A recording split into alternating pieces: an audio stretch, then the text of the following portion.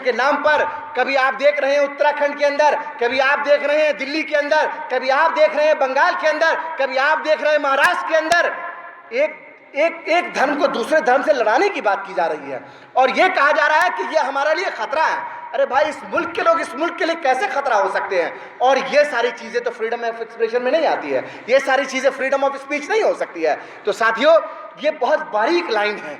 इस लाइन के बारे में पॉजिटिव एस्पेक्ट चंपारनी साहब बता चुके हैं, इसीलिए मैं नेगेटिव एस्पेक्ट की बात कर रहा हूं कि किस तरह से फ्रीडम ऑफ एक्सप्रेशन के ऊपर एक खतरा मंडरा रहा है। और जब हम बात करते हैं, जब पिछड़े समाज के लोग बात करते हैं, जब दलित और ट्राइबल समाज के लोग, जब अक़लियत समाज के लोग अपने फ्रीडम ऑफ एक्सप्रेशन की बात करते हैं, अपने हक की डिमांड करते हैं, तो उनको जेलों में भर दिया जाता है। साथियों, आपको याद होगा 2 साल पहले, मैं ये पहली बार मुंगेर नहीं आया हूँ, ये दूसरी बार है, और चूंकि तारिक साहब यहाँ पर मौजूद हैं, जेटी फाउंडेशन के चेयरमैन, मुझे अच्छे से याद है कि हमें आने में लेट हो गया था और लेट होने के बावजूद आप तमाम लोग, जहाँ पर सीए का प्रोटेस्ट चल रहा था, हम लोगों का इंतजार कर रहे थे।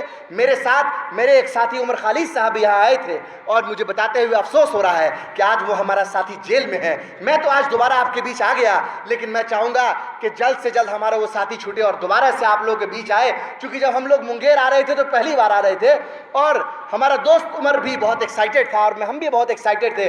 कभी इधर आना नहीं हुआ था, इत्तेफाक की बात है, दरभंगा से कभी आना नहीं हुआ, लेकिन जब पहली बार आए थे बहुत एक्साइटेड थे हम लोग, बड़ा अच्छा लगा था, बड़ी अच्छी मेहमान नवाजी भी आप लोगों ने की। लेकिन आज उमर क्यों जेल में बंद है? कुछ लोग मुझे कहते हैं बात मत करो उमर की। क्या कहते हैं? बात मत करो। बात करोगे तो दिक्कत होगा, पॉलिटिकल नुकसान होगा। लेकिन मैं ये कह रहा हूं कि मैं तो इस देश के संविधान को मानने वाला हूं, मैं नफा नुकसान नहीं देखने वाला हूं।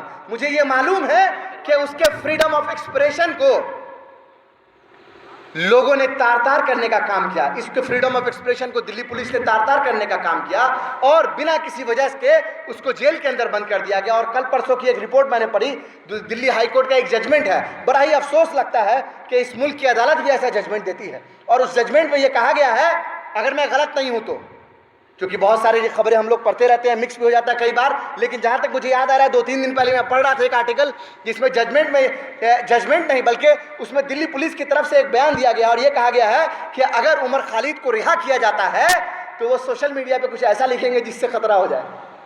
अब बताइए, कितने अफसोस की बात है।